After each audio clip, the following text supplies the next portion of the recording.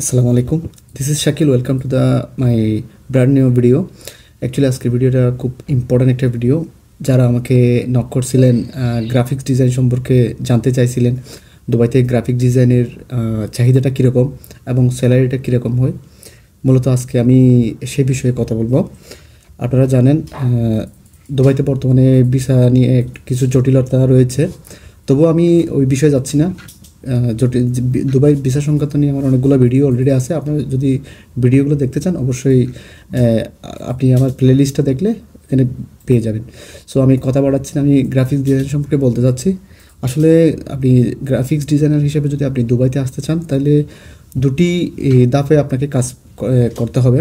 একটা হচ্ছে ওয়েবসাইটের যে কাজগুলো হয়, মূলত আপনার ডিজিটাল মার্কেটিংয়ের ক্ষেত্রে যে গ্রাফিক্স ডিজাইনের প্রয়োজন হয়, সেগুলো আশা করি যারা গ্রাফিক্সের কাজ করে, ফটোশপ, ইলাস্ট্রেটর এবং এটা প্রিমিয়ার প্রো এবং আপনার আরও বিভিন্ন ধরনের যে অনলাইন কতগুলো টেম্পল আছে, কানভা বলেন, আরও বিভিন্ন ধরনের ওয়েবসাইট আছে যেগুলো দিয়ে আপনারা কাজ করেন, সেটা হচ্ছে আলাদা একটা বিষয়। আবার শুধু আপনি প্রিন্টিং লাইনে যদি কাজ করেন গ্রাফিক্স ডিজাইনের ক্ষেত্রে, সেটা হচ্ছে অন্য একটা সাবজেক্ট। তো আপনি কোন সাবজেক্ট নিয়ে আপনি কাজ করেছেন দেশে, সেটা হচ্ছে বিষয়। আপনি যদি প্রিন্টিং লাইনে কাজ করে থাকেন, সাপোজ আপনি সাইনের কাজ, তারপর আপনি এই যে আপনার দেশে আমরা করতাম প্রীতির কাজ, তারপর আপনার এই যে ক্রেস্টের কাজ, তারপর মক প্রিন্ট, বিভিন্ন সাপোজ আপনাদেরকে দেখায়, এই যে এটা একটা ফ্লাক্সের মধ্যে প্রিন্ট, এটা একটা প্রিন্ট হয়েছে, ঠিক আছে। এই প্রিন্টিংয়ের কাজগুলো হচ্ছে অন্য একটা ডিপার্টমেন্টের কাজ, এটা আপনাকে প্রিন্টিং লাইনে চলে যেতে হবে। আর আপনি যদি চাচ্ছেন ডিজিটাল মার্কেটিং সাইডে চলে আসবেন বা কি বলবো, আপনি ই কমার্সের লাইনে কাজ করবেন, ই কমার্সের লাইনেও গ্রাফিক্স ডিজাইনের চাহিদা আছে। তবে সেক্ষেত্রে আপনাকে বিভিন্ন প্রোডাক্টের পিকচার তুলে এগুলা ইমেজগুলা ব্যাকগ্রাউন্ড সরানো, এগুলা এআই দিয়ে ব্যাকগ্রাউন্ডগুলা নতুন নতুন ডিজাইনের ব্যাকগ্রাউন্ড ক্রিয়েট করা, এটা হচ্ছে অন্য একটা সাইট।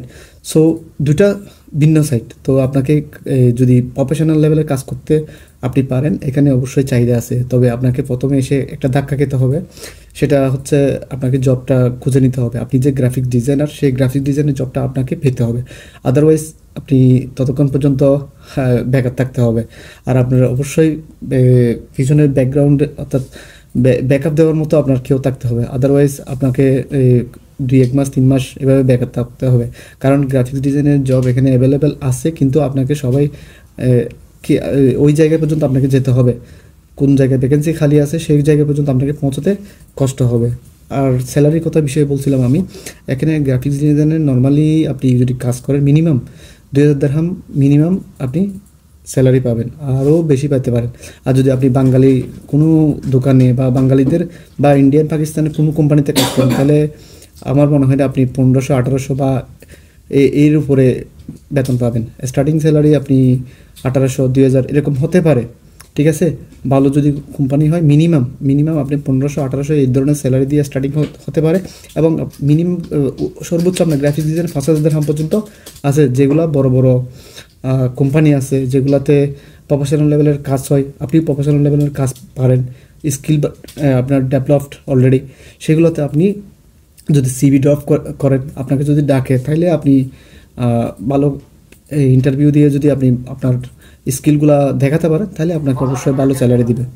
সো ভিউয়ার্স, আরও নতুন নতুন ভিডিও যদি আপনি পেতে চান, আমার ইউটিউব চ্যানেলটি সাবস্ক্রাইব করবেন এবং ভিডিওগুলো শেয়ার করবেন।